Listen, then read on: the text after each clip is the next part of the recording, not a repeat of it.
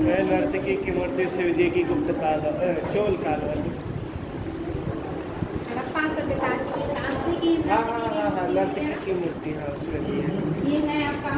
इसके अलावा आपने नाम सुना होगा भीमबेटका की गुफाएं कौन से राज्य में है? मध्य प्रदेश में। मध्य प्रदेश में। किस काल की है ये? भीमबेटका की गुफाएं प्रागैतिहासिक काल की। तो इन गुफाओं में चित्र बने हुए हैं ना, जो त्रिपुरा पाषाण काल के मनुष्यों ने बनाए हैं। यहाँ पे जो चित्र बने हैं इसमें शिकार करते हुए डांस करते हुए बनाए गए हैं। यहाँ पर चित्र में भी डांस का मिला हुआ है, लेकिन जो ऐसे मूर्ति और बढ़िया जो हमें उदाहरण मिलता है वो नर्तकी की मूर्ति मिलती है। और ये जो डांस है ये भी आपका क्या है, काफ़ी प्राचीन है। यानी अगर देखा जाए तो प्रागैतिहासिक काल की गुफाओं में भी मिलता है, आदि ऐतिहासिक काल की मूर्तियों में भी मिलता है। और आगे चल करके तो ये बहुत ज़्यादा बड़े पैमाने में आया। और जो डांस है या जो नृत्य है दो भागों में बढ़ गया। एक हो गया शास्त्रीय नृत्य, जिसके लिए कुछ नियम कानून तौर तरीके हैं, उसको फॉलो करके आप इसे कर सकते हैं। और एक हो गया लोक नृत्य, जो अपने अपने हिसाब से स्थानीय स्तर पर लोग करते हैं। बस में क्या, जैसे भांगड़ा अलग तरह से, गिद्दा अलग तरह से, घूमर अलग तरह से, आपके यहाँ भी होता है ना नौटंकी, ये अलग तरह से। ये सब क्या है, नृत्य हैं। ये सब लोक नृत्य हैं, शास्त्रीय नृत्य हैं, जो काफ़ी टफ होते हैं। उनके नियम कानून होते हैं, उनके तरीके से ही जब आप करेंगे तभी हो सकता है। और ये जो नृत्य हैं इनका उल्लेख पहली बार किन किताबों में मिला है, ये क्वेश्चन आता है। सामवेद गायन से जुड़ा है, नृत्य नहीं है, गायन जो संगीत पढ़ाएंगे तब नृत्य पर आधारित भरत मुनि का एक पुस्तक है, नाम सुना होगा, नौरस, जहाँ उल्लेख मिलता है रसों का। तो रस आपको किस में आता है? आनंद वाला रस, या तो गाना सुन के आएगा या डांस करके आएगा ना। जब आनंदित हो या तो आप म्यूजिक सुन के बहुत खुश होते हैं, मोस्टली आप गाना सुनना पसंद करते हैं, या फिर डांस देखते हैं। तो रस इन चीज़ों में आता है। तो भरत मुनि का जो नाट्य शास्त्र है उसमें 8 से 9 रसों का उल्लेख होता है। इसी में पहली बार नृत्य के बारे में भी जो नियम कानून है, विधि विधान है, उसके बारे में उल्लेख मिलता है। और एक और भी है पुस्तक, वो ये दोनों पुस्तकें ऐसे हैं जो काफ़ी महत्वपूर्ण हैं।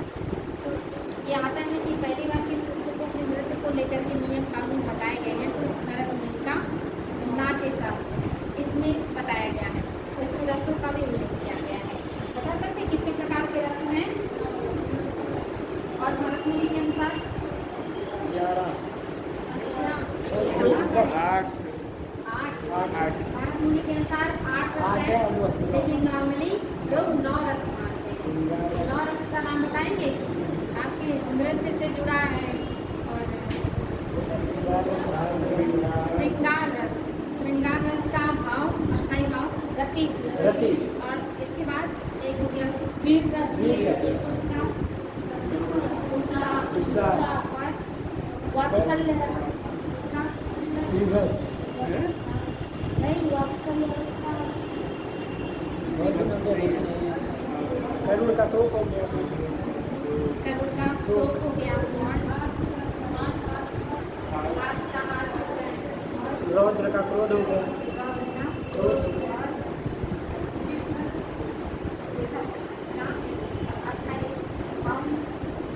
विभस हो जाता है।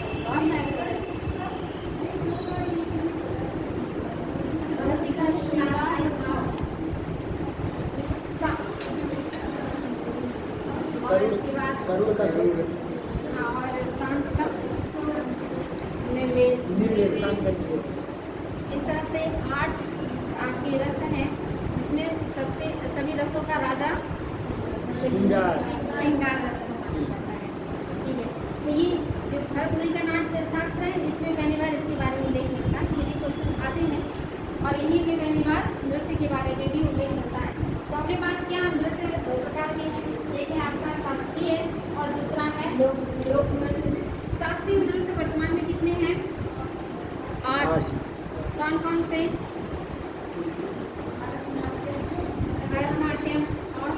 कुचिपुड़ी सत्रिया कथक कथक, कथकली और कुचिपुड़ी और असम, बिहू। बिहू भी तो एक है। सत्रिया बिहू बिहू नहीं लेंगे बिहू मणिपुरी और ओडिसी, ओडिसी। तो कथकली कहाँ का शास्त्रीय नृत्य है? केरल, और मोहिनीअट्टम भरतनाट्यम तमिलनाडु का, ओडिसी उड़ीसा का, कुचिपुड़ी सत्रिया मणिपुरी कथक उत्तर भारत उत्तर भारत, का लोग मतलब ये सब शास्त्रीय नृत्य हैं जो 8 हैं। इसमें से सबसे प्राचीन नृत्य क्वेश्चन आया है मोहिनीअट्टम। 8 में से सबसे प्राचीन नृत्य कौन कौन से हैं? 4 ऐसे हैं जो सबसे प्राचीन है जिसमें मोहिनीअट्टम है और कथक, भरतनाट्यम, कथकली और भरतनाट्यम। 4 शास्त्रीय नृत्य हैं जो सबसे प्राचीन है। एक आपने बताया कथक एक तैयारी नीचे आता है। कथकली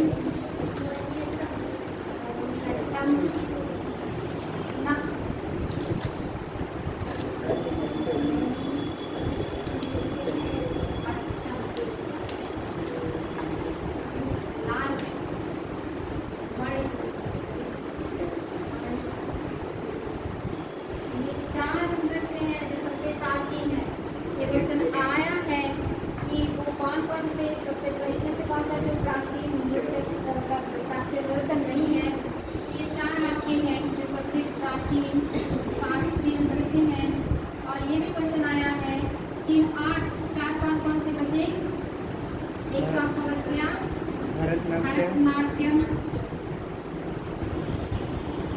ओडिसी ओडिसी और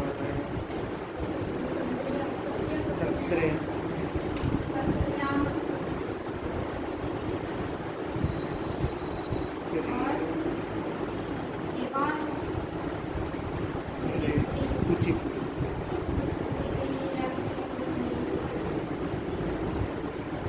8 हो गए आपके शास्त्रीय नृत्य और जिसमें से 4 आपने बताया कि प्राचीन सबसे प्राचीन है और इसमें से सबसे नवीन कौन सा है? सत्रिया।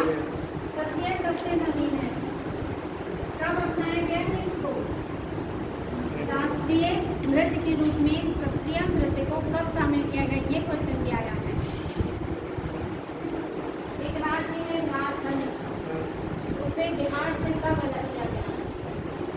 2000 में लगभग 2002।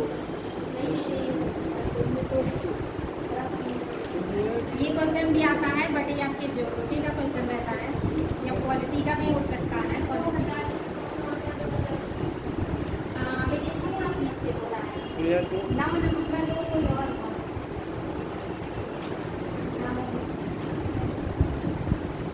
15 नवंबर 2000। बहुत अच्छा प्रयास किया आपने। 15 नवंबर को सत्रिया को में नवंबर 2000 को शामिल किया गया है सत्रिया को शास्त्रीय नृत्य के रूप में। इसके पहले ये नहीं था। तो सबसे लास्ट पूछे या सबसे नवीन पूछे तो कौन सा हो जाएगा? शास्त्रीय नृत्य हो जाएगा। तो ये आपके हो गए 8 शास्त्रीय नृत्य जिसमें से 2 कहाँ पे हैं? केरल में है और ये कहाँ पे है? उत्तर भारत कर सकते हैं। और ये तो मणिपुर पता ही चल रहा है, ओडिसी पता ही चल रहा है। ये कहाँ पे है? तमिलनाडु। और ये वाला आंध्रा में है। राज्य सबसे प्राचीन नवीन, ये सारी चीज़ें क्लियर हो गई, कोई दिक्कत नहीं है। इसके अलावा नृत्य करती हुई एक और मूर्ति मिली है शिव की या प्रतिमा, जो भी आपने पढ़ा कांस्य प्रतिमा, इसे नटराज की प्रतिमा कहते हैं, जो कांस्य निर्मित है और किस काल का है? चोल काल का है। 4 इसमें हाथ बनाए गए हैं शिव के जो अलग अलग भाव को व्यक्त करते हैं। ये भी नृत्य का ही संकेत है। तो नृत्य एक भाव के हिसाब से दो प्रकार का होता है। एक होता है तांडव और एक होता है लास्य। तांडव नृत्य के जो जन्मदाता हैं वो शिव हैं, और जो लास्य नृत्य के जन्मदाता है वो पार्वती माता को कहा जाता है। तांडव जो अपना नटराज है, ये मूर्ति तांडव नृत्य में भी दो है। एक है जो रौद्र रूप को प्रदर्शित करता है, उसको रुद्र कहते हैं, और एक जो एक तरीके से की ऊर्जा को, प्रसन्नता को, आनंदमय स्वरूप को प्रदर्शित करता है, वो नटराज है। तो तांडव में जो उत्साह को दिखाता है वो कौन सा है? नटराज। और लास्य जो तांडव में होता है ये काफ़ी हार्ड होता है, वक्र रूप भी हो सकता है इसमें। जो लास्य है ये काफ़ी कोमल भाव वाला होता है, जिसमें कोमलता को दिखाया जाता है, जो किसके द्वारा किया गया है? जिसकी जन्म माता पार्वती के नृत्य से माना जाता है। ये नटराज की जो प्रतिमा है ये तांडव नृत्य में जो उत्साह को प्रदर्शित करता है उसको प्रदर्शित करने के लिए बनाया गया। ये रौद्र रूप को सीधे नहीं दिखाता है, ठीक ना। और आपको दो किताबें ऐसी हैं जिनके बारे में पता होना चाहिए। दक्षिण का वो काफ़ी फेमस किताबें हैं, शिल्पाधिकारम और तोलकप्पियम। किसने लिखा है? साउथ का एक काफ़ी फेमस ग्रंथ है, और ये अनगिनत बार एग्जाम में पूछा गया है कि तोलकप्पियम को किसने लिखा है और शिल्पाधिकारम को किसने लिखा है। ये भी आपका नृत्य का प्राचीन, मतलब इसमें और भी बहुत सारी चीज़ों का उल्लेख है, लेकिन नृत्य का भी, नृत्य कला का भी इसमें उल्लेख मिलता है। तो अगर पूछ ले कि कौन से तमिल ग्रंथ हैं जिसमें नृत्य का उल्लेख है, तो कौन सा हो जाएगा? तोलकप्पियम और शिल्पाधिकारम। तोलकप्पियम।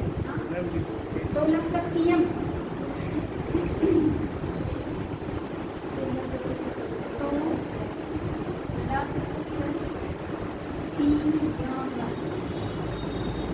ये है तमिल ग्रंथ, और दूसरा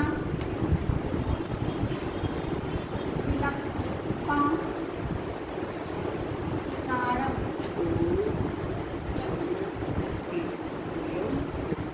ये दोनों ही तमिल ग्रंथ हैं, तमिल भाषा में लिखे हुए ग्रंथ हैं, काफ़ी फेमस है और एग्जाम में बहुत ज़्यादा पूछा भी जाता है, क्योंकि रचनाकार का नाम भी पूछा जाता है। साहित्य में भी ये आएंगे आपके, बहुत ज़्यादा महत्वपूर्ण है। प्लस राइटर के नाम, और यहाँ से देखिए आप राइटर कौन है मैम?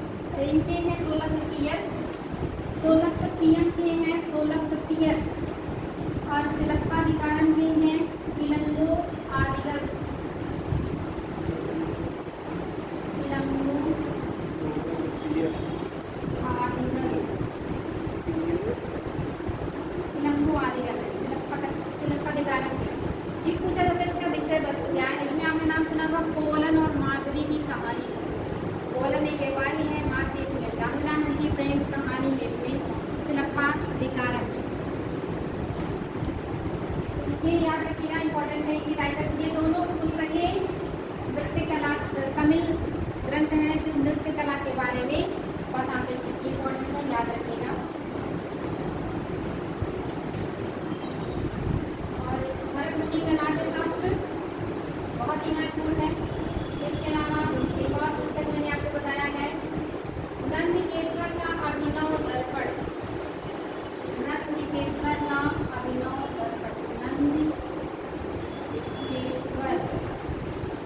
की पुस्तक है अभिनव दर्पण, अभिनव दर्पण। और एक मैंने बताया था भरतमुनि का, भरतमुनि का नाट्यशास्त्र।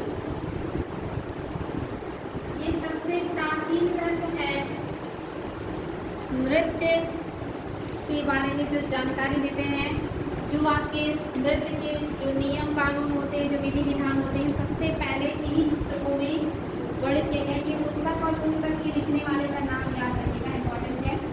और साथ ही अगर तमिल ग्रंथ पूछ लें जिसमें है नृत्य का उल्लेख, तो इसके बारे में तो ये आपका शिल्पाधिकारम और तोलकप्पियम। इम्पोर्टेंट है। तो ये हो गया भाव के आधार पे तांड और लास्य, जन्मदाता तांड के शिव और लास्य के पार्वती। फिर नृत्य के प्रकार में देखेंगे तो दो प्रकार, शास्त्रीय नृत्य और लोक नृत्य। शास्त्रीय नृत्य 8 हैं वर्तमान में, और इसमें से 4 सबसे प्राचीन हैं, बाकी बाद में धीरे धीरे जोड़ेंगे। सबसे नवीन आपका सत्रिया है। और आपके जो लोक नृत्य हैं वो अलग अलग राज्यों में अलग अलग लोक नृत्य किए जाते हैं। एक राज्य में कई लोक नृत्य भी होते हैं, वो भी बताएंगे। फिलहाल यहाँ तक क्लियर हो गया, किसी को कोई दिक्कत? आगे बढ़े। अब आपकी जो 8 शास्त्रीय नृत्य हैं इनको देख लेते हैं। एडिट कर लीजिएगा।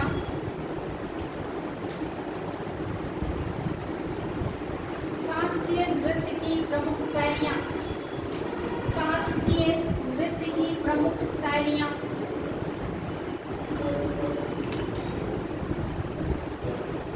शास्त्रीय नृत्य की प्रमुख शैलियाँ।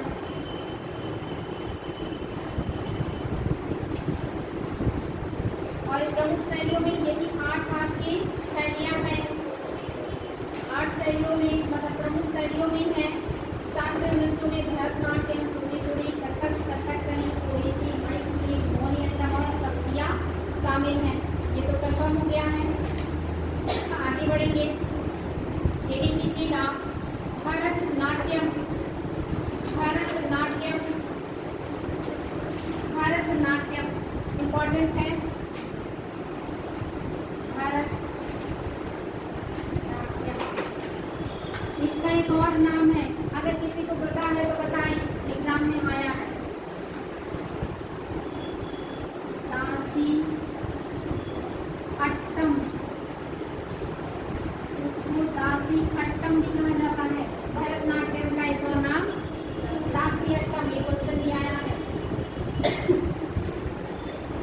रीजन बता सकते हैं भरतनाट्यम को दासी अट्टम क्यों कहा गया? आपने इतिहास में पढ़ा होगा, एक प्रथा बहुत ही विकास प्रथा थी, वो प्रथा थी कौन सा? देवदासी प्रथा। देवदासी प्रथा में जो खूबसूरत कुंवारी लड़कियां होती, मतलब कम उम्र की जो बच्चियां होती थी और देखने में अच्छी होती थी, उनको मंदिरों में दान के रूप में दे दिया जाता था। और काम क्या था? मंदिरों में सेवा का काम, जैसे मंदिरों की साफ सफाई, फूल पत्तियाँ इकट्ठा करना, सजावट करना, नृत्य करना। लेकिन शुरुआत में तो दान दे दिया गया साफ सफाई के लिए। कोई भी काम हमेशा अच्छा नहीं रहता, उसमें भ्रष्टाचार या बहुत सारे दोष आ जाते हैं। तो आगे चल के जो मंदिर में मठाधीश रहते थे, जो पंडित रहते थे, जो और भी धार्मिक प्रवृत्ति के लोग रहते हैं, ये लोग क्या करते? भ्रष्टाचार इनके बीच हो गए। ये क्या उनका शोषण करने लगे, शारीरिक शोषण, जिससे इन बच्चियों का शारीरिक और मानसिक शोषण होने लगा। और उनसे जो बच्चों का जन्म होता था उनको देवपुत्र कहा जाता था। और ये ऐसे देवदासियों को लोग बहुत ही मतलब खराब या ये दृष्टि से देखते थे।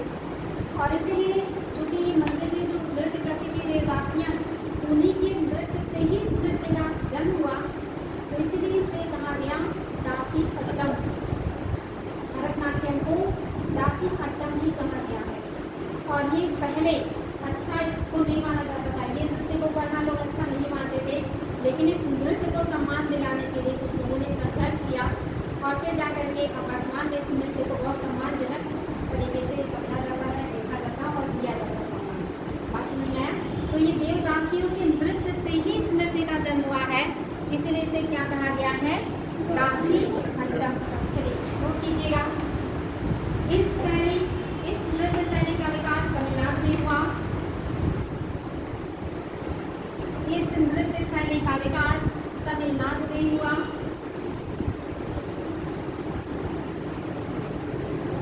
तमिलनाडु में हुआ। यह नृत्य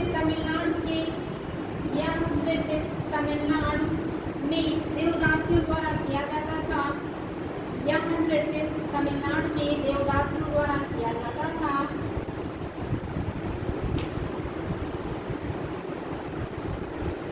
देवदासियों द्वारा किया जाता था। इसलिए प्राचीन काल में इसे इसलिए प्राचीन काल में से प्रतिष्ठाचित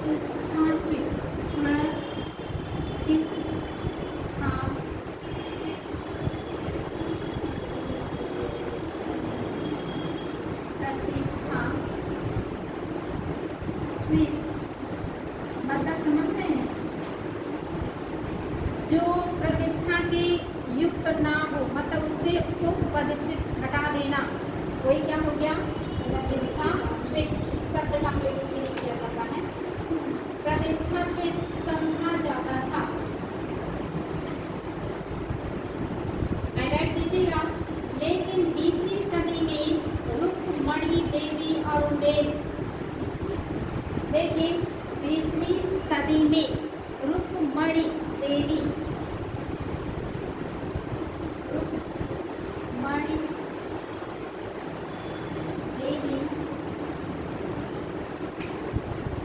अरुंडेल,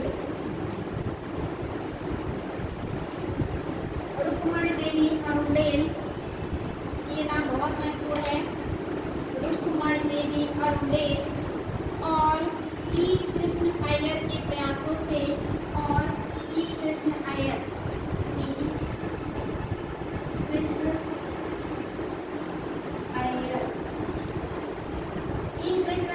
के प्रयासों से, दोनों नाम बहुत महत्वपूर्ण है, हाईलाइट कर लीजिएगा, के प्रयासों से इस नृत्य को पर्याप्त सम्मान दिलाया। प्रयासों ने इस नृत्य को पर्याप्त सम्मान दिलाया, पर्याप्त सम्मान दिलाया।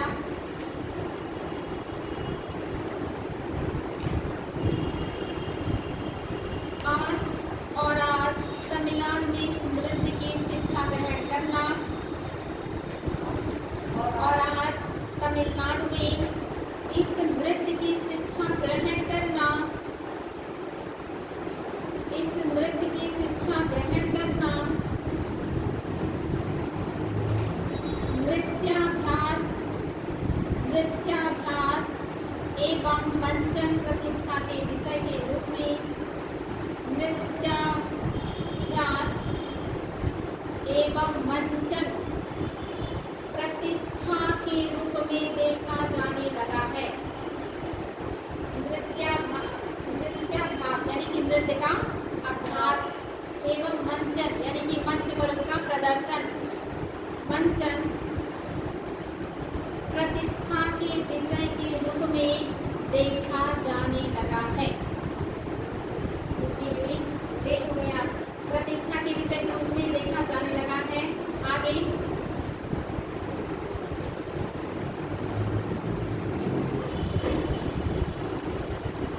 आज इस नृत्य के प्रमुख कलाकारों में, इम्पोर्टेंट है, आज इस नृत्य के प्रमुख कलाकारों में,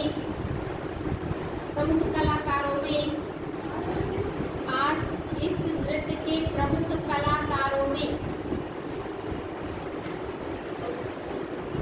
पद्मा सुब्रमण्यम, पद्मा सुब्रमण्यम, पद्मा सुब्रमण्यम,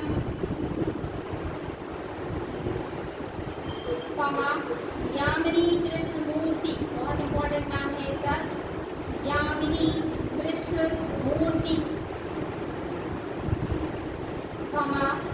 अनीता रत्नम, अनीता रत्नम,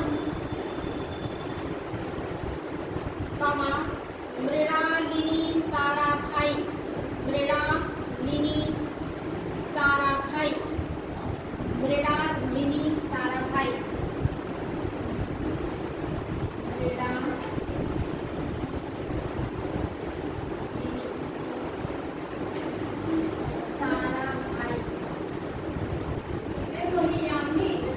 नृत्य करती उनका पैर वो हो गया है। हाँ वही, मृणालिनी साराभाई, मल्लिका साराभाई, मल्लिका साराभाई, मीनाक्षी सुंदरम पिल्लई, मीनाक्षी सुंदरम पिल्लई, मीनाक्षी सुंदरम पिल्लई टाइटल है, मीनाक्षी सुंदरम पिल्लई,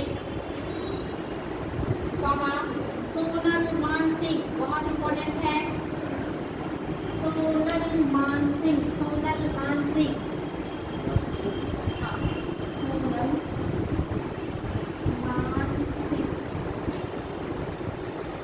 स्वप्न सुंदरी, कॉमा स्वप्न सुंदरी, इतना याद कर लीजिएगा। खास करके यामिनी जो है, यामिनी और सोनल, ये बहुत ज़्यादा पूछे गए हैं। इसके अलावा और भी बहुत सारे लोग हैं जिनको पूछा गया है।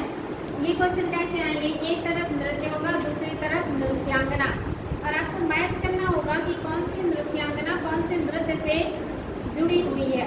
तो जब याद रहेगा तभी कर पाएंगे। सोनल मानसिंह, यामिनी कृष्णमूर्ति और सारे लोगों का नाम। नेक्स्ट,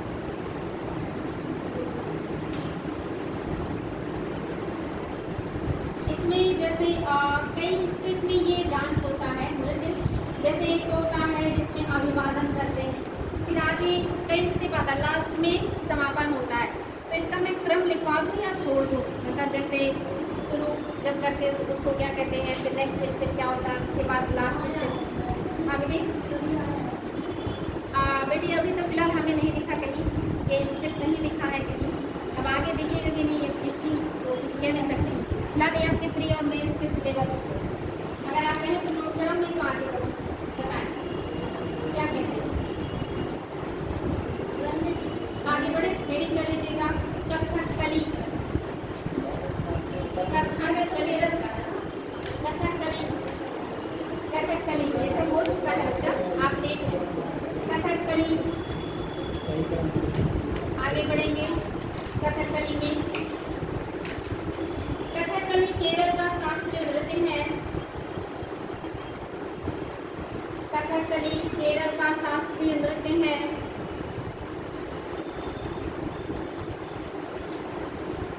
इस नृत्य में प्राचीन पुराणों की कथाओं को आधार बनाया जाता है।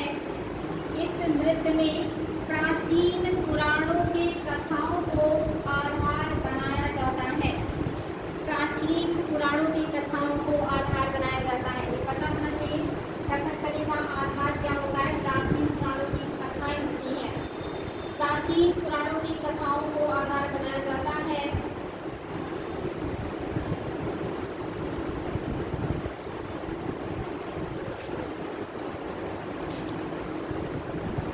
इसकी वास्तविक उत्पत्ति 1500 साल पहले से है। इसकी वास्तविक उत्पत्ति 1500 साल पहले से है।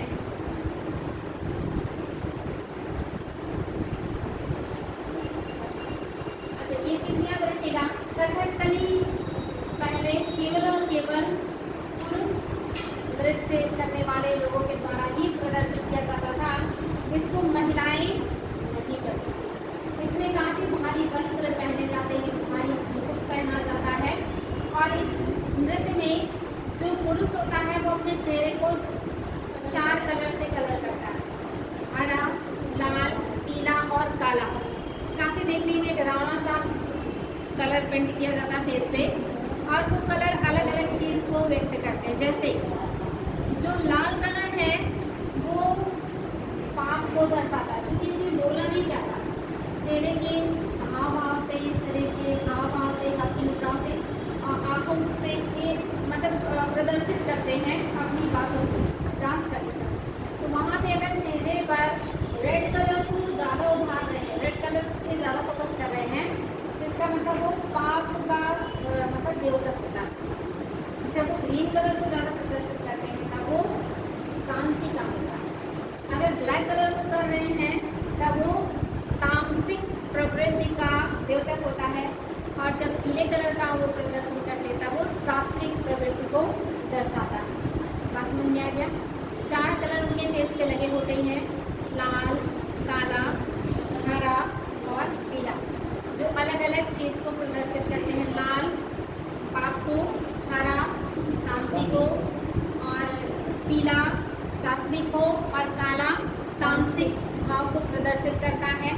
या तामसिक का मतलब होता है राक्षसी प्रवृत्ति, सात्विक का मतलब होता है जो आध्यात्मिक प्रवृत्ति का होता है, ठीक ना। तो ये 4 भाव को व्यक्त करते हैं, वो 4 कलर जो उनके फेस पे लगे होते हैं। पहले पुरुषों द्वारा किया जाता था, लेकिन अभी इसको महिलाएं भी करती हैं। और ये केरल का बहुत ही प्राचीन शास्त्रीय नृत्य है और प्राचीन शास्त्रीय नृत्य में इसको शामिल भी किया गया है। चलिए आगे बढ़ेंगे। तो आपने लिखा ये 1500 साल पुराना है, यानी कि काफ़ी लंबा सफर इसने तय किया है। आगे बढ़ेंगे।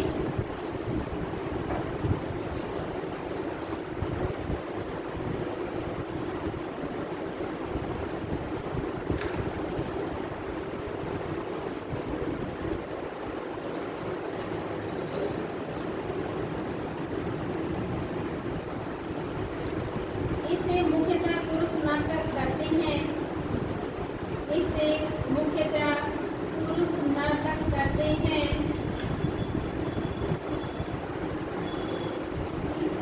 इसे मुख्यतः पुरुष नाटक करते हैं। पुरुष नाटक करते हैं और महिला पात्रों की भूमिका भी पुरुष नाटक की और महिला पात्रों की भूमिका भी पुरुष नर्तकी निभाते हैं। पुरुष नर्तकी निभाते हैं। हालांकि अब महिलाएं भी इस नृत्य में भाग लेती हैं। हालांकि अब महिलाएं भी इस नृत्य में भाग लेती हैं।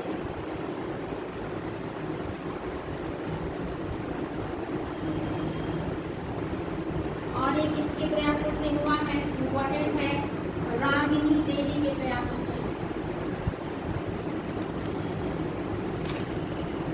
रागिनी देवी के प्रयासों से जब पुरुषों का एकाधिकार करना चले पर वो समाप्त हुआ। ये इम्पोर्टेंट है, याद रखिएगा। अगर एक क्वेश्चन आए कि कथकली में को महिलाएं भी कर सके, इस अधिकार को दिलाने के लिए किसने संघर्ष किया या किसके संघर्ष से कथकली महिलाएं भी करने लगी? तो रागिनी देवी। महत्वपूर्ण पॉइंट है, याद रखिएगा। आगे बढ़ेंगे।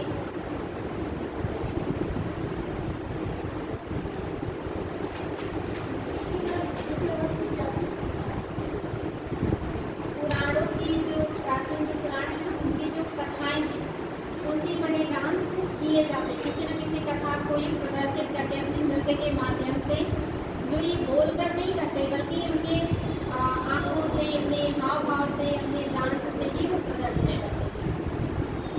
नेक्स्ट आगे इसमें लिखेंगे कि कौन कौन से कलाकार हैं जो मुश्किल से जुड़े हुए हैं, वो महत्वपूर्ण है।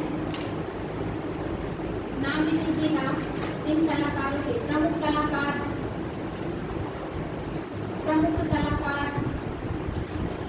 गोपाल कृष्णन,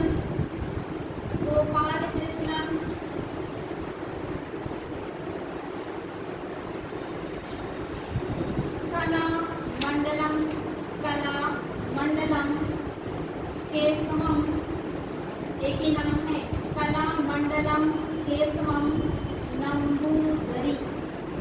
कला मंडलम केशवम नंबूदरी। हाँ, नंबूदरी। अगर दिक्कत होगी तो बता दीजिएगा। नंबूदरी। कला मंडलम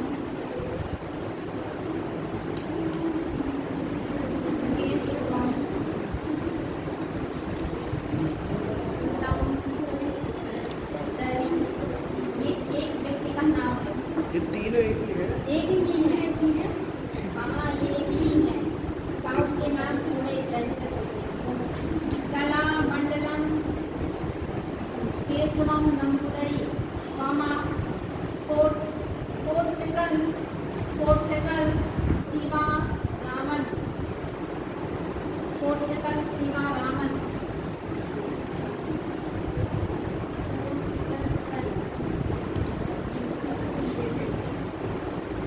शिवा रामन, ये एक नाम है।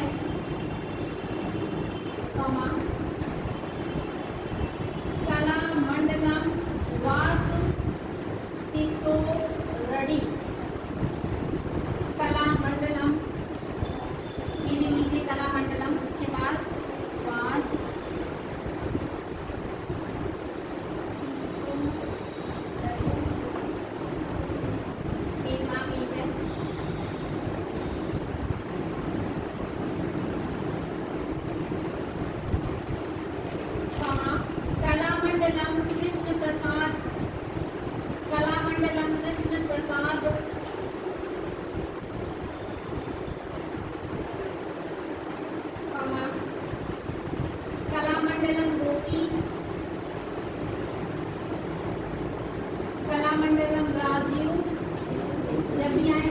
मंडलम समझिएगा कथकली।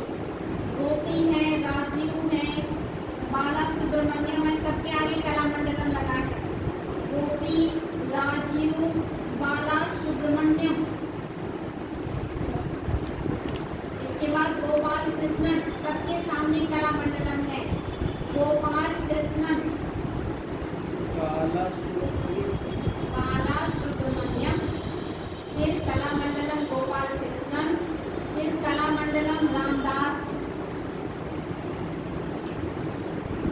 कमा उदय शंकर ETC, उदय शंकर ETC। अब रीडिंग कीजिएगा मोहिनी अट्टम, मोहिनी अट्टम। हाँ, मोहिनीअट्टम। मोहिनीअट्टम आपने नाम सुना होगा। एक बार जब समुद्र मंथन हो रहा था उस समय अमृत के बंटवारे को लेकर के झगड़ा चल रहा था, तो विष्णु जी को ने मोहिनी रूप धारण करके अपने नृत्य से प्रभावित किया था और देवताओं को अमृत और असुरों को विष पिलाया था। ऐसी कहानियाँ प्रचलित हैं। अब ये कितना सही है आप सब लोग जानते हैं अगर सोचते होंगे तो।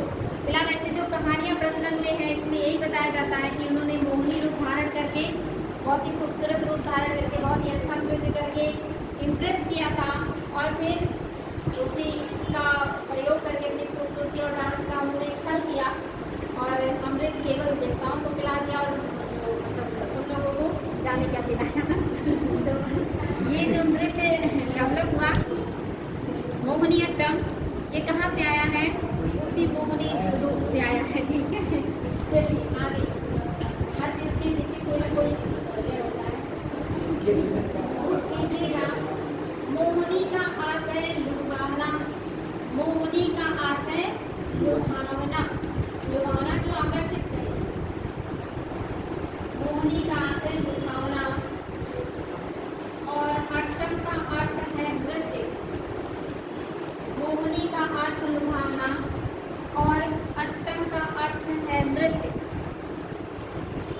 यानी कैसा नृत्य?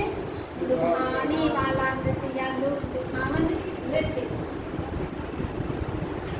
नृत्य अर्थात मोहिनीअट्टम का आशय, अर्थात मोहिनीअट्टम का आशय लुभाने वाले नृत्य से है, लुभाने वाले नृत्य से है। अगला पॉइंट हाईलाइट कीजिएगा। यह एकल महिला द्वारा प्रस्तुत किया जाने वाला, ये पॉइंट बहुत महत्वपूर्ण है।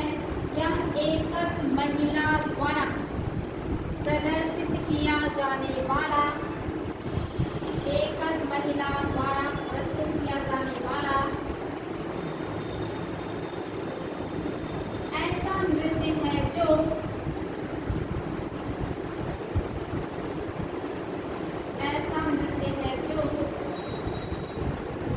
रागात्मकता उत्पन्न करता है। रागात्मकता शब्द थोड़े क्लिष्ट हैं, हिंदी के शब्द गए हैं। रागात्मकता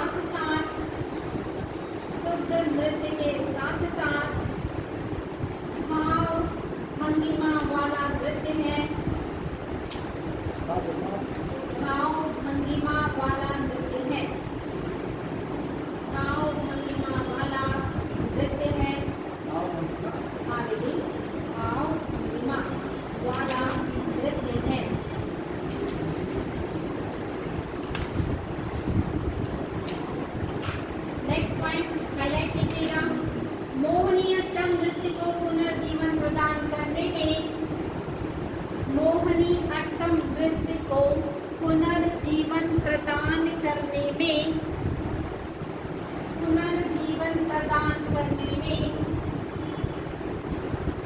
3 लोगों की भूमिका महत्वपूर्ण मानी जाती है। 3 लोगों की भूमिका महत्वपूर्ण मानी जाती है।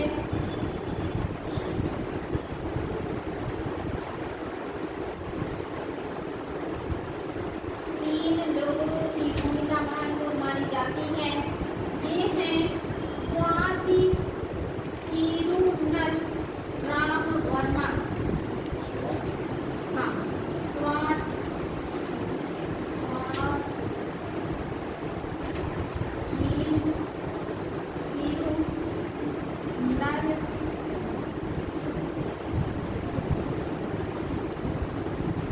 स्वाति तिरुनल राम वर्मा, एक ही नाम है ये, स्वाति तिरुनल राम वर्मा, वल्लतोल नारायण मेनन, वल्लतोल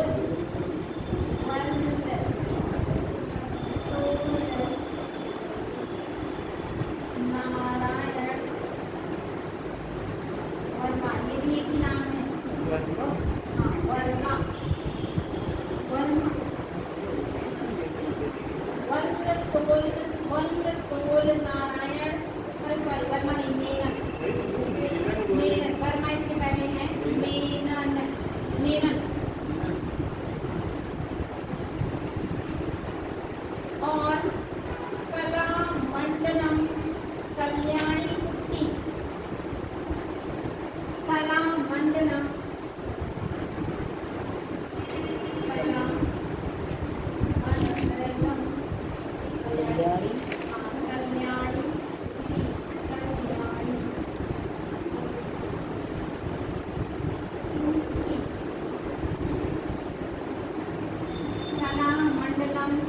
कल्याणी कुट्टी अम्मा।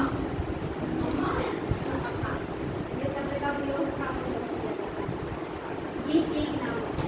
3 लोग हैं, एक है स्वाति तिरुनल वल्लतोल, स्वाति तिरुनल वर्मा, दूसरा नंबूदरी नारायण वर्मा और तीसरा अच्छा वल्लतोल नारायण वर्मा। ये हो गए और तीसरा ये 3 लोग हैं। अभी जब ज़्यादा डीप क्वेश्चन पूछता है, ये नहीं पूछेगा कौन से राज्य का नृत्य, क्योंकि ये बहुत बार पूछ चुका है। अब पूछेगा किस नृत्य को बढ़ाने में महत्वपूर्ण योगदान किसका है। अब ऐसे क्वेश्चन आने लगे हैं, इसीलिए जैसे कथकली को महिलाओं के लिए भी किसने किया और किसके प्रयासों से जो आपका भरतनाट्यम है उसको सम्मान मिला। रुक्मणी देवी, अरुण देव, ये सब नाम हमें याद करना है, और पढ़ लीजिएगा। स्वाति है, वल्लतोल है और कल्याणी कुट्टी, बाकी सब टाइटल। ये 3 लोग हैं जिन्होंने काफी आपने क्या लिखा, अम्मा। भाई जो अम्मा है इनको ब्रैकेट में लिखिएगा, the mother of Mohiniyattam. ये कल्याणी कुट्टी अम्मा के सामने ब्रैकेट में लिखिएगा, the mother of Mohiniyattam. Mohiniyattam की जन्मदाता है, जन्मदात्री, यही the mother of Mohiniyattam. Bracket बंद कर लीजिएगा। वर्तमान में इसके जो कलाकार हैं, कलाकारों के नाम, वर्तमान कलाकारों के नाम, जया प्रभा मेनन। वर्तमान इसके जो कलाकार हैं उसमें है एक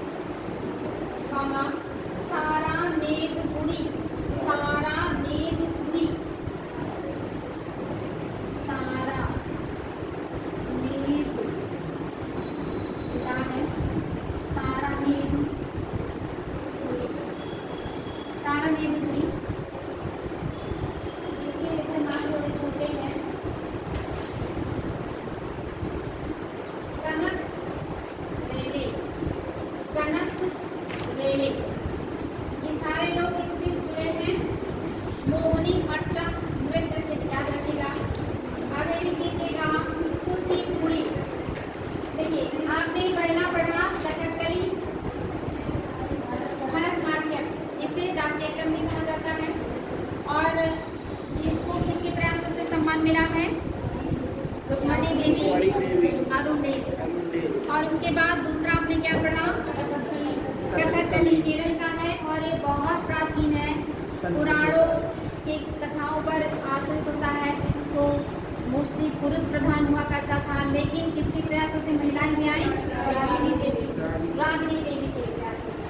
तो उसके कलाकारों के नाम भी बताए। उसके बाद आपने क्या पढ़ा? मोहिनीअट्टम। हाँ, इसे लोक लुभावन नृत्य कहते हैं और ये कहाँ का है? ये भी केरल का।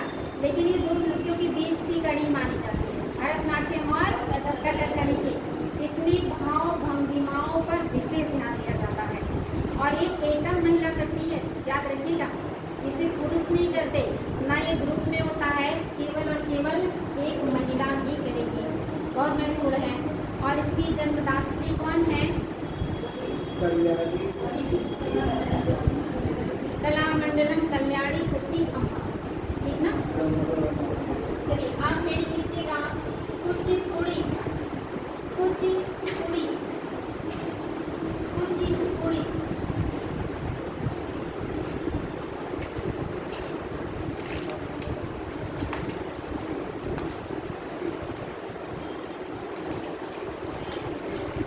कुचिपुड़ी आंध्र प्रदेश की एक नृत्य शैली है।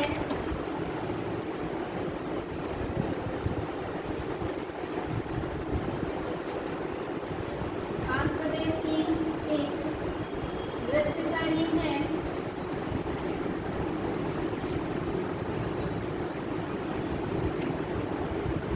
एक लंबे समय से यह कला आंध्र प्रदेश के कुछ मंदिरों में,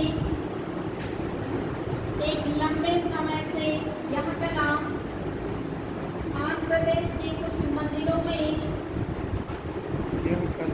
यह कला आंध्र प्रदेश के कुछ मंदिरों में वार्षिकोत्सव के अवसर पर प्रदर्शित की जाती थी। वार्षिकोत्सव मतलब वार्षिक उत्सव। वार्षिकोत्सव के अवसर पर प्रदर्शित की जाती थी।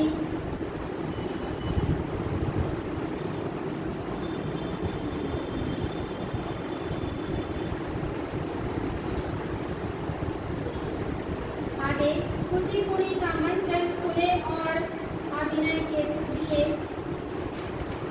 कुचिपुड़ी का मंचन खुले और अभिनय के लिए, खुले और अभिनय के लिए तैयार मंचों पर होता है। खुले और अभिनय के लिए तैयार मंचों पर होता है।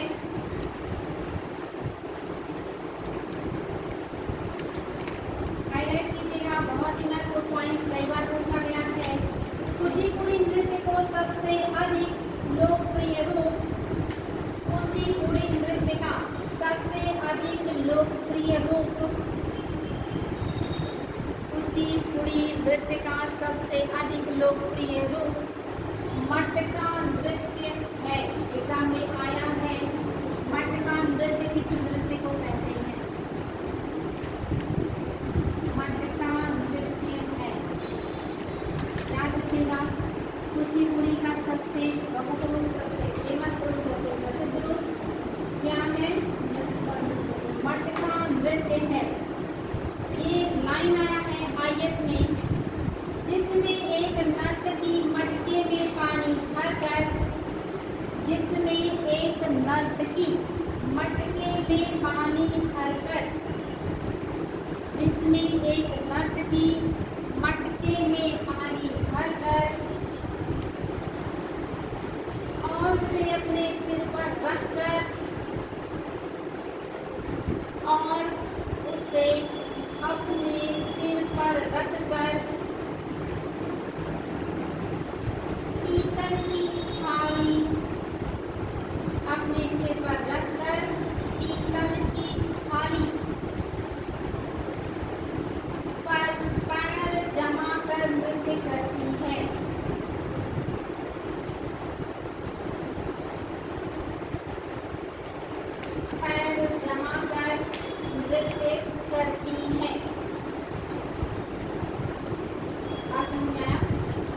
यानी इसमें जो नृत्यांगना होगी वो अपने सिर पर मटके में पानी रखेगी, पीतल की थाली की जो हार होती है ना उस पर पैर रखती है और फिर थाली भी लोग लंबी करके ना थाली में हाथ इधर होता है सीधे का क्या होगा कभी ना समझने वाली पॉइंट है ये कि जो नोक वाला पार्ट होता है उस पर पैर रखती है और डांस करती है तो इस तरह से ऊपर से थाली भी घूमता है डांस के साथ साथ। और ये नृत्य होता है आपका कौन सा नृत्य? कुचिपुड़ी। कुचिपुड़ी नृत्य का जो एक और फेमस नाम है मटका नृत्य। छोटे एग्जाम में पूछा गया है कि मटका नृत्य एक अन्य नाम किस शास्त्रीय नृत्य का है? तो कुचिपुड़ी। कुचिपुड़ी कौन से राज्य का है? आंध्र प्रदेश। लेकिन आयुष भी पूछा भरतनाट्यम और कुचिपुड़ी नृत्य के बारे में क्या सही है क्या अंतर है? तो वहाँ पे जो ये आपने पढ़ा ना कुचिपुड़ी में कि थाली के तस्तरी पर मतलब लोग पे जो डांस करें इसको वहाँ ट्रांसफर कर दिया गया यानी कि उल्टा कर दिया गया। तो अगर क्लियर रहेगा तो फिर दिक्कत नहीं होगा। आगे बढ़ेंगे प्रीवियस ईयर के क्वेश्चन भी साथ रखिएगा तो समझ में आएगा। इसके प्रमुख नर्तकों का नाम लिखेंगे। इसके प्रमुख नर्तकों में भावना रेड्डी, भावना रेड्डी, यामिनी रेड्डी, भावना रेड्डी, यामिनी रेड्डी, कौशल्या रेड्डी, भावना, यामिनी, कौशल्या सब रेड्डी टाइटल है, कॉमा राजा एवं राधा रेड्डी, राजा एवं राधा रेड्डी इत्यादि शामिल हैं, इत्यादि शामिल हैं। नेक्स्ट यदि कीजिए सत्रिया नृत्य, सत्रिया नृत्य बहुत ही महत्वपूर्ण लाइन लिखने जा रहे, कई बार पूछा गया है, हाईलाइट कर लीजिएगा। इस नृत्य शैली को संगीत नाटक अकादमी द्वारा, मोस्ट इम्पोर्टेंट लाइन, इस नृत्य शैली को संगीत नाटक अकादमी द्वारा, संगीत नाटक अकादमी द्वारा क्वेश्चन आया है कि किसी भी नृत्य को शास्त्रीय नृत्य का दर्जा देने का अधिकार किसे है? किसे है? संगीत नाटक अकादमी को है। ये बहुत इंपॉर्टेंट फैक्ट है, याद रखिएगा कि इस नृत्य शैली को संगीत नाटक अकादमी द्वारा 15 नवंबर 2000 को 15 नवंबर 2000 को अपने शास्त्रीय नृत्य की सूची में शामिल किया गया, अपने शास्त्रीय नृत्य की सूची में शामिल किया गया। नेक्स्ट पॉइंट भी उतना ही महत्वपूर्ण है।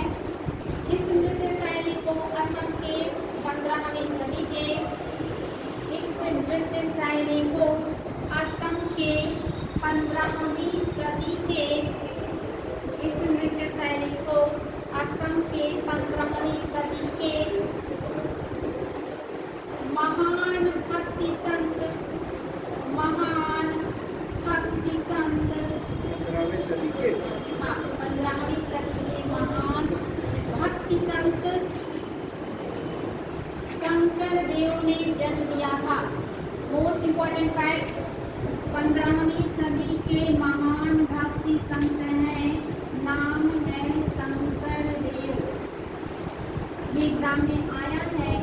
सत्रिया नृत्य के जन्मदाता कौन है? शंकर देव। सत्रिया नृत्य किस राज्य का शास्त्रीय नृत्य है? असम। सत्रिया नृत्य को कब शास्त्रीय नृत्य का दर्जा मिला है? 15 नवंबर 2000। किसी भी नृत्य को शास्त्रीय नृत्य का दर्जा कौन देता है? संगीत नाटक अकादमी। आगे बढ़ेंगे। शंकर देव ने से अंकिया नाट के साथ, शंकर देव ने से अंकिया नाट, अंकिया नाट, इसको अंकिया नाट भी कहा जाता है। शंकर देव ने से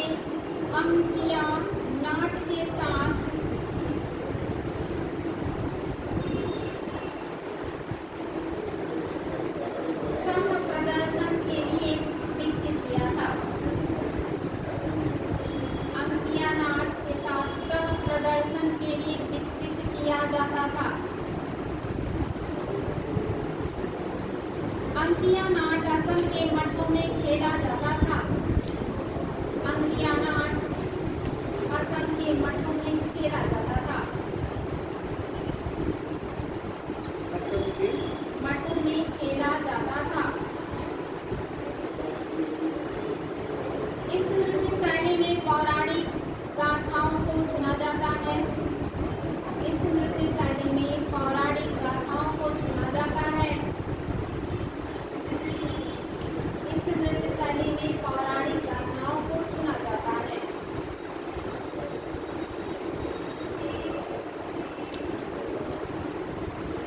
शंकर देव द्वारा एक मिनट इसको नोट कीजिएगा, इम्पोर्टेंट है, एक लाइन नोट कीजिएगा। अन्य शास्त्रीय नृत्यों की तरह इसमें भी अन्य शास्त्रीय नृत्यों की तरह इसमें भी नाट्य शास्त्र अन्य शास्त्रीय नृत्यों की तरह इसमें भी नाट्य शास्त्र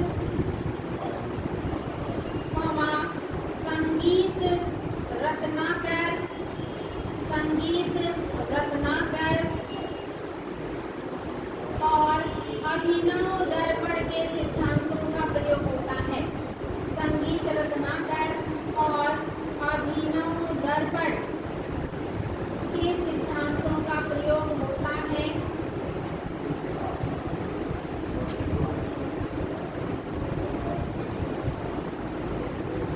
इसमें शंकर देव द्वारा संगीतबद्ध रचनाओं का प्रयोग होता है। इसमें शंकर देव द्वारा संगीतबद्ध रचनाओं का प्रयोग होता है।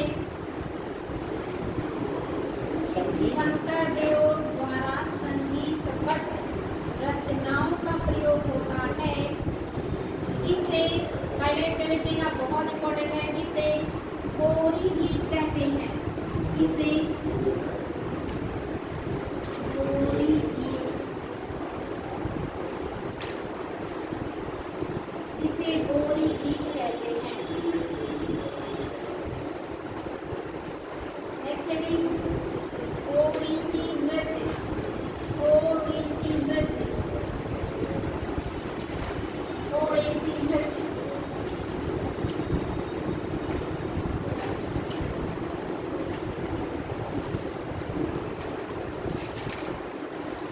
ओडिसी के इस नृत्य को ओडिशा के इस नृत्य को, ओडिशा का है ये, ओडिशा के इस नृत्य को पुरातात्विक साक्ष्यों के आधार पर, ओडिशा के इस नृत्य को पुरातात्विक साक्ष्यों के आधार पर, पुरातात्विक साक्ष्यों के आधार पर सबसे पुराने जीवित शास्त्रीय नृत्य रूपों में, सबसे पुराने जीवित शास्त्रीय रूप में, सबसे पुराने जीवित शास्त्रीय नृत्य रूपों में से एक माना जाता है।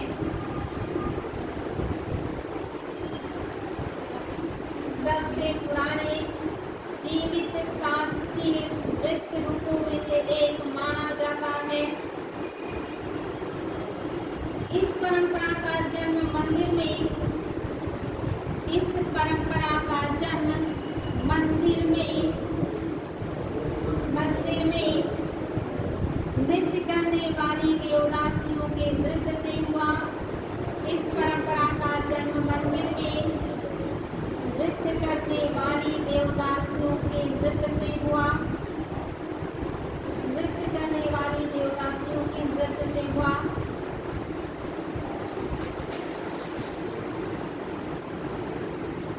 ओडिसी नृत्य का उल्लेख शिलालेखों में भी मिलता है।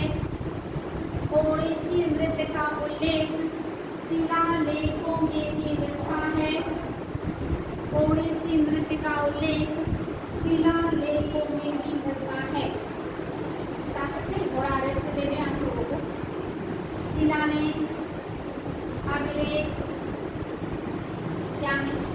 शिलालेख किसे कहते हैं, अभिलेख किसे कहते हैं? कोई शिलालेख जो पत्थर पर लिखा जाता है वो शिलालेख। जो पत्थर पर लिखा जाता है वो शिलालेख। ठीक है, बहुत अच्छे, नाम से पता चल रहा और मैम जो और क्या पूछती ना, है। अभिलेख जो मैम ये ताम्र पत्रों पर लिखा जाता था, या पेड़ों के चितार हो गए और भी लकड़ियाँ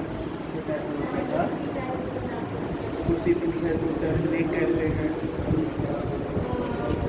आप सही बता रहे हैं लेकिन एकदम सही 100% सही है। सब कुछ सही है। आप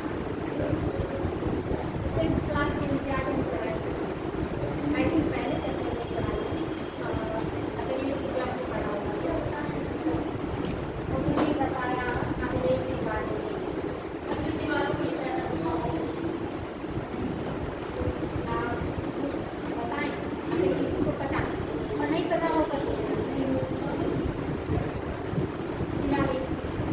शिलालेख हो गया जो शिलाओं पर लिखी गए पत्थरों पर लिखी गया वो शिलालेख आप ही लिखिए 6th क्लास के एनसीईआरटी में नहीं पढ़ी हिस्ट्री इसे में नहीं पढ़ी पढ़िए कन्फर्म याद नहीं कैसे क्या पढ़ी नहीं याद है मुझे 6 क्लास का इतिहास नहीं याद कर पा रहे हैं आप लोग तो भी इंटर तक का इतिहास याद करें उस प्लस उसके बाद और पढ़ना एक्स्ट्रा जो पढ़ाई भी नई नई करते रहते हैं और हाई लेवल कम से कम 6, 7, 8 क्लास की स्टार्टिंग को अच्छे से आना चाहिए ज़्यादा फैक्ट नहीं लेकिन वही हमारे क्वेश्चन जिससे हम थोड़ा इतने सारे किसी को 6 क्लास की स्टार्टिंग हाई पॉइंट नहीं है जो हमारे कहने का 6 क्लास का है उसमें से पॉइंट बहुत है। अभिलेख मतलब होता है ठोस सतह पर लिखा गया लेख अभिलेख होता है और ये ठोस सतह कोई सा भी हो सकता है लकड़ी भी हो सकता है पत्थर भी हो सकता है मिट्टी भी हो सकता है गहने भी हो सकते हैं सिक्के भी हो सकते हैं बस वो सतह कैसा होना चाहिए ठोस तो ठोस सतह पर लिखा हुआ लेख अभिलेख हो सकता है वो सतह कोई भी हो सकता है घास भी हो सकता है पत्थर भी हो सकता है लकड़ी भी हो सकता है मिट्टी भी हो सकता है ठीक भगवान छोटे बच्चों वाले क्वेश्चन रहते हैं आप यूपीएससी की तैयारी कर रहे हैं क्या दीवार हो सकता नहीं है है मैंने कभी तो कहा लकड़ी हो सकता है मिट्टी हो सकता है ईंट पत्थर कुछ भी ठोस सतह होना चाहिए सिक्के हो सकते हैं गहने हो सकते कुछ भी होना चाहिए बट वो सतह कैसा होना चाहिए ठोस होना चाहिए समझ में आया चलिए आगे बढ़ेंगे आप थोड़ा रेस्ट मिल गया होगा इसीलिए कहती हूँ रिवीजन करते रहिए अन्यथा कितना भी पढ़ा दूँ भूल जाएंगे तो आपने लिखा कि ओडिसी नृत्य का उल्लेख शिलालेखों में भी मिलता है अब शिलालेख तो क्लियर हो गया ना वो केवल और केवल शिलाओं पर उसका जो सतह होगा वो पत्थर का होगा शिलालेखों में भी मिलता है ब्रह्मेश्वर मंदिर के शिलालेखों ब्रह्मेश्वर ब्रह्म प्लस ईश्वर को जब आप मिला देंगे तब हो जाएगा ब्रह्मेश्वर मंदिर के शिलालेखों और कोणार्क के सूर्य मंदिर के केंद्रीय कक्ष में और कोणार्क के सूर्य मंदिर के केंद्रीय कक्ष मतलब जो बीच का कमरा है कोणार्क मंदिर के कोणार्क के सूर्य मंदिर के केंद्रीय कक्ष में इसका उल्लेख मिलता है अगर क्वेश्चन आ जाए ब्रह्मेश्वर मंदिर की दीवारों पर कोणार्क मंदिर के कक्ष में कौन से नृत्य के बारे में लिखा है क्या शिलालेखीय साक्ष्य तो क्या हो जाएगा ओडिसी नृत्य और 2 नृत्य ऐसे हैं जो देवदासी परंपरा से डेवलप हुए हैं एक तो आपका भाषा जिसे दासी अष्टक कहा गया भरतनाट्यम जिसे दासी अष्टक कहा गया दूसरा ओडिसी भी है महत्वपूर्ण है नेक्स्ट पॉइंट भी बहुत महत्वपूर्ण है ओडिसी या इसमें त्रिभंग पर ध्यान केंद्रित किया जाता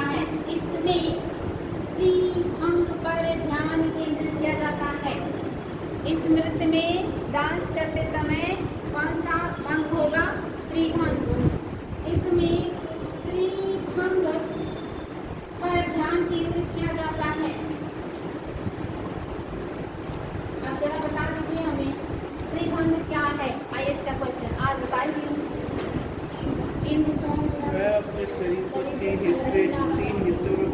अलग अलग दिशा में मोड़ना। हाँ, शरीर के 3 हिस्से को 3 अलग दिशाओं में मोड़ना। और 3 हिस्सा क्या, गर्दन से ऊपर और गर्दन से लेकर के कमर, ये बीच का और फिर नीचे का, इन तीनों हिस्सों को 3 अलग दिशाओं में लेकर के जाना ही त्रिभंग है। और ये कौन से नृत्य में देखने को मिल रहा है, ओडिसी। और कौन सी मूर्ति कला में था, ये आज ही पढ़ेंगे। कौन सी मूर्ति कला में चलायमान त्रिभंग मूर्तियाँ थी, चला मतलब अमरावती। अमरावती। आज ही पढ़े, आज ही पूर्ण है।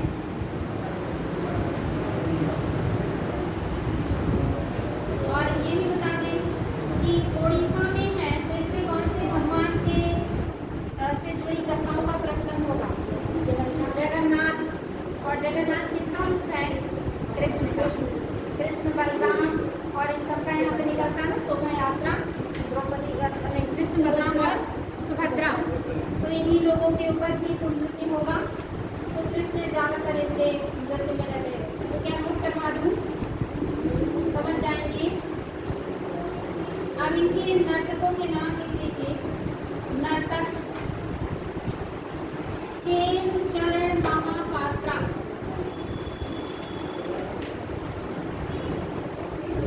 केलुचरण महापात्रा, ये एक लोग हैं। केलुचरण महापात्रा, कॉमा बहुत इम्पोर्टेंट है, संयुक्ता पहाड़ी ग्राही, संयुक्ता पहाड़ी ग्राही, पहाड़ी ग्राही, ये दूसरी है, संयुक्ता पहाड़ी ग्राही, कॉमा सोनल मानसिंह। सोनल मानसिंह और भी कहीं थी, सोनल मानसिंह, कॉमा कुमकुम मोहंती। कुमकुम, कुमकुम समझ रहे ना, कुमकुम जो माथे पर लगाते हैं, कुमकुम। मोहंती, मोहंती, कुमकुम मोहंती, कमा गंगाधर प्रधान, गंगाधर प्रधान, झांसी की रानी के पति के ऊपर नाम है, गंगाधर प्रधान, कमा माधवी मुदगल, माधवी मुदगल, उनका तो गंगाधर राव था। हाँ गंगाधर नाम कमा। नेक्स्ट रंजना गौहर, रंजना गौहर, प्रियंवदा मोहंती, प्रियंवदा मोहंती, प्रियंवदा मोहंती, प्रियंवदा मोहंती, दुर्गा चरण रणवीर, दुर्गा चरण रणवीर, एक ही नाम है, दुर्गा चरण रणवीर। थोड़ा सा बोरिंग लग रहा होगा नाम, लेकिन आता है बेटी क्वेश्चन, इसलिए मजबूरी है आप लोगों को। दुर्गा चरण रणवीर, रणवीर कपूर। नेक्स्ट मणिपुरी, मणिपुरी, मणिपुरी,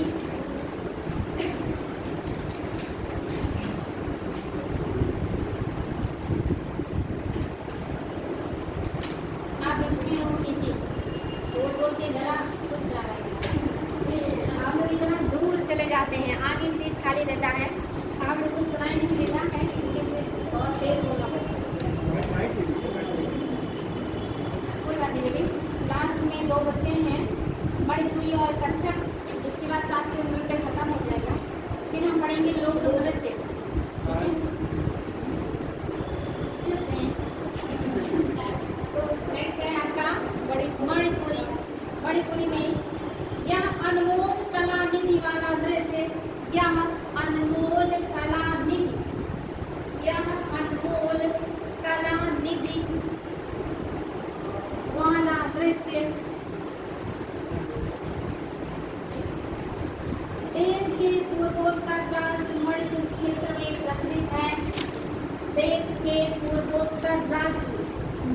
मणिपुर में प्रचलित है। देश के पूर्वोत्तर राज्य मणिपुर में प्रचलित है। मणिपुरी नृत्य भारत के अन्य नृत्य रूपों से भिन्न है। मणिपुरी नृत्य भारत के अन्य नृत्य रूपों से भिन्न है। मणिपुर नृत्य भारत के अन्य नृत्य रूपों से भिन्न है। ये पॉइंट बहुत महत्वपूर्ण है। इसमें शरीर धीमी गति से चलता है। इसमें शरीर धीमी गति से चलता है और संकेतों एवं शरीर की गतियों का प्रयोग होता है। और संकेतों एवं शरीर के गतियों का प्रयोग होता है। शरीर के गतियों का प्रयोग होता है। इसमें नर्तक बहुत हल्के से जमीन पर पैर रखता है। इसमें नर्तक बहुत हल्के से जमीन पर पैर रखता है। इसमें नर्तक बहुत हल्के से जमीन पर पैर रखता है। जमीन पर पैर रखता है। पैर के संचालन में कोमलता और मृदुलता। पैरों के संचालन में कोमलता और मृदुलता का परिचय मिलता है। कोमलता और मृदुलता का परिचय मिलता है। कोमलता और मृदुलता का परिचय मिलता है। कोमलता तुम समझते ना, सॉफ्टनेस। मृदुलता मतलब मीठा हो जो आपको बहुत अच्छा लगे। सॉफ्टनेस हो जो अच्छा लगे, मुलायम, आकर्षक करने वाला। ये आईएएस की लाइन बना है। कौन सा नृत्य है जो बहुत ही धीरे से थाप दिया जाता है, धरती पर बहुत सौम्यता, कोमलता, मृदुलता का परिचय करते हुए बहुत धीमे डांस किया जाता है। तो कौन सा है आपका? मणिपुरी। आगे बढ़ेंगे। यह नृत्य हाईलाइट कर लीजिएगा। यह नृत्य रूप 18वीं शताब्दी में वैष्णव संप्रदाय के साथ विकसित हुआ। मोस्ट इम्पोर्टेंट, यह नृत्य रूप 18वीं शताब्दी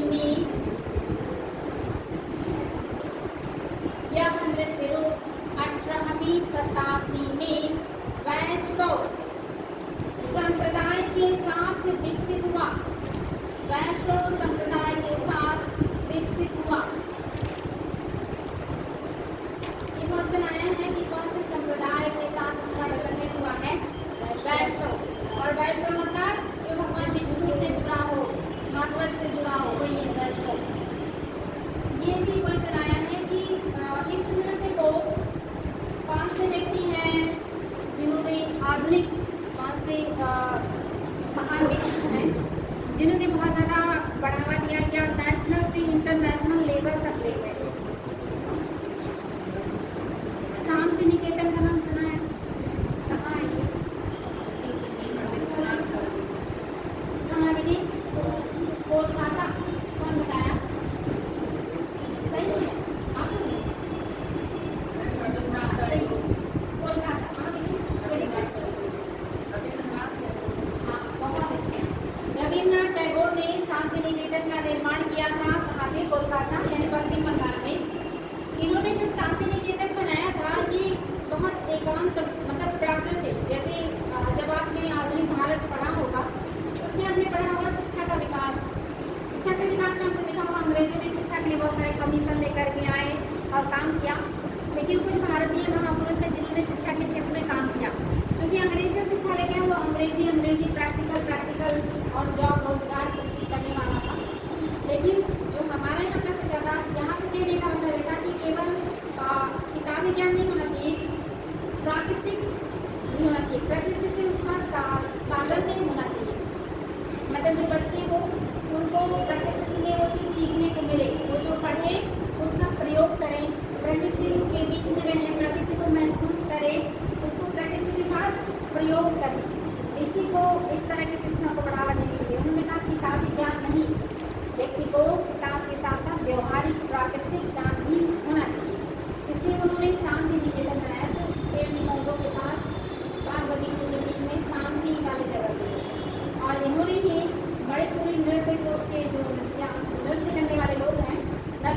लेकर के आए थे वो शांति निकेतन में, और यहाँ से इन्होंने इस नृत्य को विश्व प्रसिद्ध बनाने का प्रयास किया था।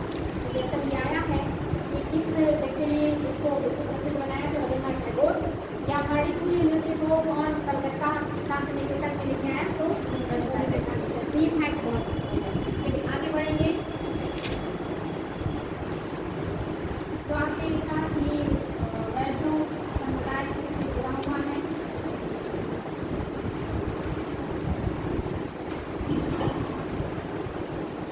नेक्स्ट पॉइंट,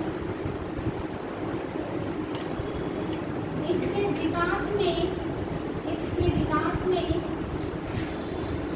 आधुनिक समय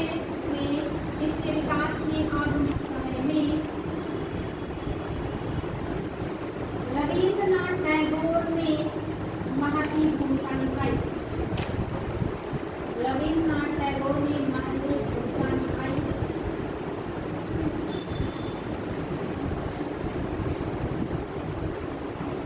साथ ही गुरु नवकुमार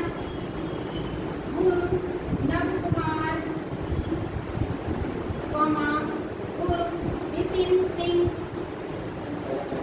गुरु नवकुमार गुरु विपिन सिंह हाईलाइट कीजिएगा। छावेरी बहनें, ये बहनें हैं, टाइटल इनका छावेरी, इसीलिए वो छावेरी बहनें।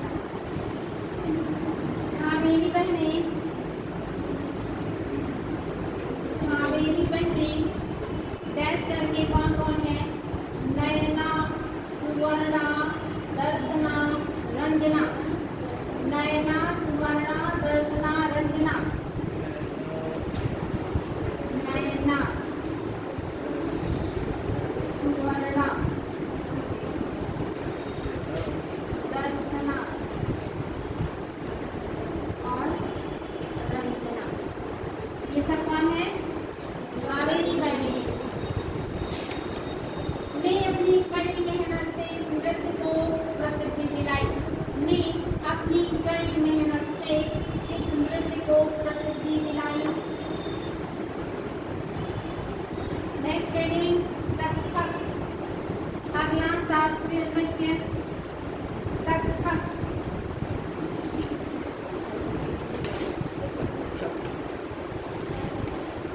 कौन से क्षेत्र में डेवलप हुआ था? उत्तर प्रदेश में या उत्तर भारत में डेवलप हुआ कौन सा शास्त्रीय नृत्य? कथक। कथक पहले मंदिरों में किया जाता था। पायल में भारी घुंघरू बांध करके ये नृत्य किया जाता था, और ये मंदिरों में लोगों के मनोरंजन के लिए कथन का प्रयोग करते, मतलब कथन कहते थे, बदले में फिर उसका उत्तर भी देते थे, और फिर इस मतलब ये कथा भी कहते थे और डांस भी करते थे। जैसे आपने देखा हुआ रासलीला में वो कृष्ण की कहानी भी बताते हैं और उस चीज़ को प्रदर्शित भी करते हैं अपने अभिनयों के माध्यम से। तो अभिनय जो करते हैं ना उसके माध्यम से वो प्रकट करते हैं, प्लस वो कहानी भी कहते हैं। उसी से क्या निकला है आपका? कथक, जो मंदिरों में कथन यानी कि कथा कहते कहते जो डांस कर करके लोगों को मनोरंजन करते थे, वहीं से बन गया कथक। और ये पहले मंदिरों में होता था, बाद में राजा महाराजाओं के दरबारों में भी होने लगा। और एक नाम बताइए नवाब था जिन्होंने इसको बहुत ज़्यादा आगे बढ़ाया? वाजिद अली शाह। इतिहास में भी काफ़ी प्रसिद्ध है। लखनऊ के आखिरी नवाब हैं वाजिद अली शाह।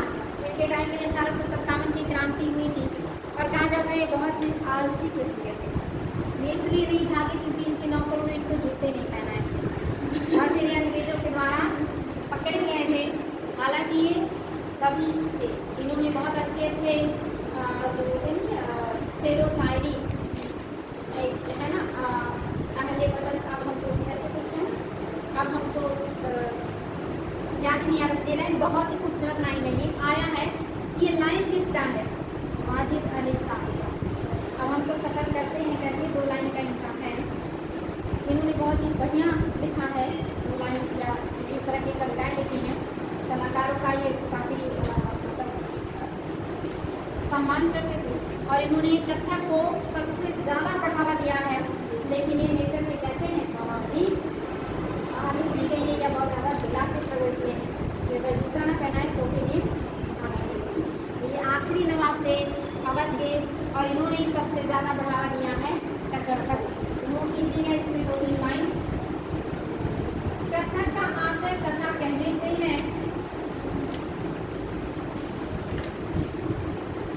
कथक का आशय कथा कहने से है। इसमें पौराणिक गाथाओं के साथ, इसमें पौराणिक, देखिए एक बात ध्यान रखिए, जितने आपके शास्त्रीय नृत्य हैं, अगर क्वेश्चन आए कि कौन सा शास्त्रीय नृत्य है जिसमें कई सारी विदेशी शैलियों का प्रभाव है, तो कौन सा हो जाएगा? रीजन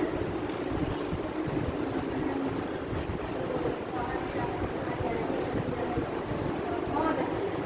जितने विदेशी आक्रमण हुए हैं ज़्यादातर कौन से क्षेत्र में हुए? पश्चिमोत्तर से हुआ, पश्चिमोत्तर क्षेत्रों पर अधिकार भी रहा। तो अगर इन्हीं क्षेत्रों में अधिकार होगा, ईरानियों का हो, यूनानियों का हो, अरबों का हो, मुगलों का हो, कुषाण, शक, पैलो, पार्थियन, जितने आक्रमण हुए इन्हीं क्षेत्रों पर, तो इन्हीं क्षेत्रों पर तो विभिन्न कलाओं का भी तो असर रहेगा। तो इस क्षेत्र की जो भी कला होगी, जैसे मूर्तिकला भी देखिए प्रभावित हो गई, लिपियाँ भी नृत्य की प्रभावित हो गई और शास्त्रीय नृत्य भी प्रभावित हो गया, संगीत भी प्रभावित होगा। यानी इस क्षेत्र में जितना होगा ना, सब विदेशी कल्चर से प्रभावित होगा। तो अगर क्वेश्चन आए कौन सा शास्त्रीय नृत्य है जिसमें ईरानी, यूनानी या मुगल या तुर्की या अरबन, ये सब का असर है या मिश्रण है या इफेक्ट है, तो कौन हो जाएगा? कथक। ठीक, आगे बढ़ेंगे। इसमें पौराणिक गाथाओं के साथ, पौराणिक गाथाओं के साथ ईरानी एवं उर्दू कविताएं, ईरानी एवं उर्दू कविता से ली गई, ईरानी एवं उर्दू कविता से ली गई।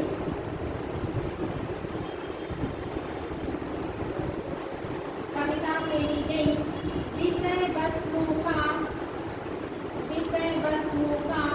नाटकीय प्रस्तुतिकरण किया जाता है। नाटकीय प्रस्तुतिकरण किया जाता है। इसमें पौराणिक गाथाओं के साथ ईरानी एवं उर्दू कविताओं से ली गई विषय वस्तुओं का नाटकीय प्रस्तुतिकरण किया जाता है। यह नृत्य उत्तर भारत में बेहद लोकप्रिय हुआ। यह नृत्य उत्तर भारत में बेहद लोकप्रिय हुआ और मंदिरों के अलावा दरबारों और मंदिरों के अलावा दरबारी मनोरंजन तक पहुंच गया।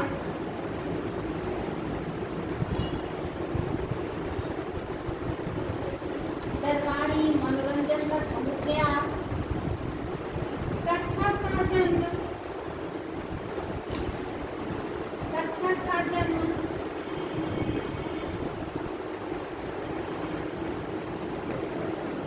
उत्तर भारत में हुआ, किंतु कथक का जन्म उत्तर भारत में हुआ, किंतु कथक का जन्म उत्तर भारत में हुआ, किंतु ईरानी और मुस्लिम प्रभावों से यह, ईरानी और मुस्लिम प्रभावों से यह मंदिर की रीति से दरबारी मनोरंजन तक पहुंच गया। मंदिर की रीति से दरबारी मनोरंजन तक पहुंच गया। मंदिर की रीति से दरबारी मनोरंजन तक पहुंच गया। इस नृत्य को नटवरी नृत्य के नाम से भी जाना जाता है। इस नृत्य को मोस्ट इम्पॉर्टेंट नटवरी नृत्य के नाम से भी जाना जाता है। नटवरी नृत्य के नाम से भी जाना जाता है। देखिए कई नृत्य हैं जिनके नाम है, देखिए आपका कथक हो गया जिसको नटवरी कहते हैं, भरतनाट्यम को क्या कहते हैं? और दास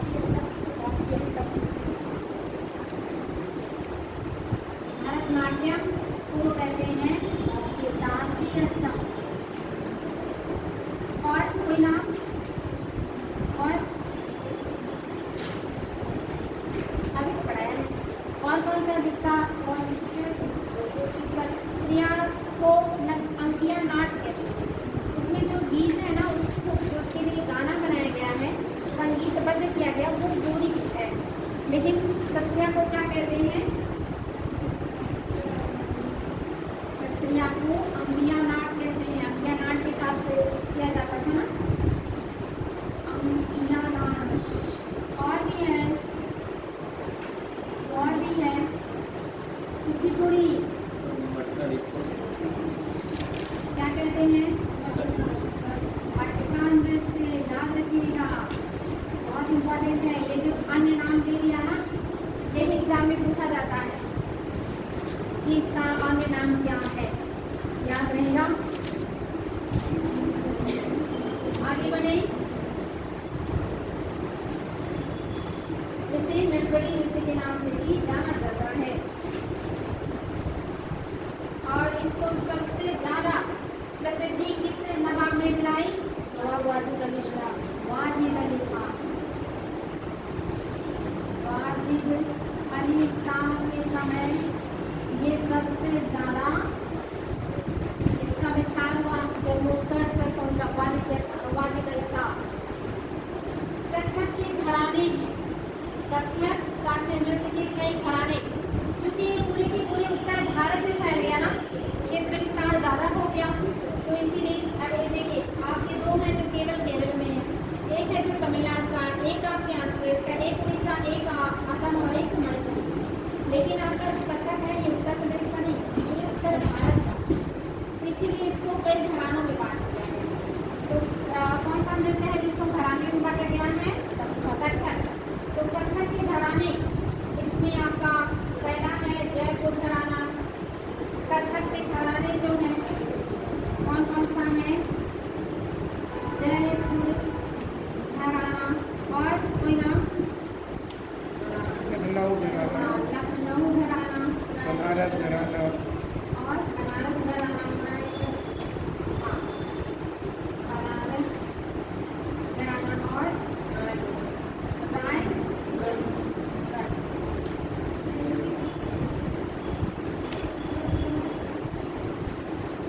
इसके घराने, अब इन घरानों से क्वेश्चन आता है कि कौन सा जो कलाकार है वो कौन से घराने से, जैसे पंडित लच्छू महाराज, पंडित बिरजू महाराज कौन से घराने के हैं? लच्छू और बिरजू, लच्छू और बिरजू, ये दोनों लोग लखनऊ घराने के हैं। लच्छू महाराज, बिरजू महाराज लखनऊ घराने के हैं। इन्होंने ही लखनऊ घराने को प्रसिद्धि दिलाई है। नेक्स्ट बताइए, शोभना नारायण, राजेंद्र गंगानी, जगदीश गंगानी, ये कौन से घराने के हैं? शोभना नारायण, राजेंद्र गंगानी, जगदीश गंगानी, उमा शर्मा और प्रेरणा श्री मानी, ये सब जयपुर घराने के हैं। और सितारा देवी बहुत ज़्यादा पूछी जाती हैं, कौन से घराने की हैं सितारा देवी? बताएं। सितारा देवी बनारस घराना, बनारस। मोस्ट इम्पोर्टेंट है। बनारस घराने से जुड़ी थी सितारा देवी। सितारा देवी, सितारा देवी ये बनारस घराने से जुड़ी है। ये कई बार पूछा गया है।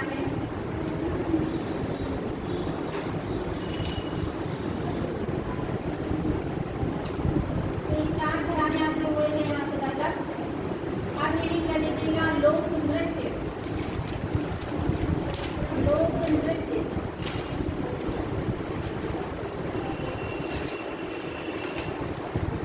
लोक नृत्य ये अलग अलग राज्य में कौन कौन से लोक नृत्य होते हैं वो हम लोग कर देखते हैं, क्योंकि बहुत सारा है।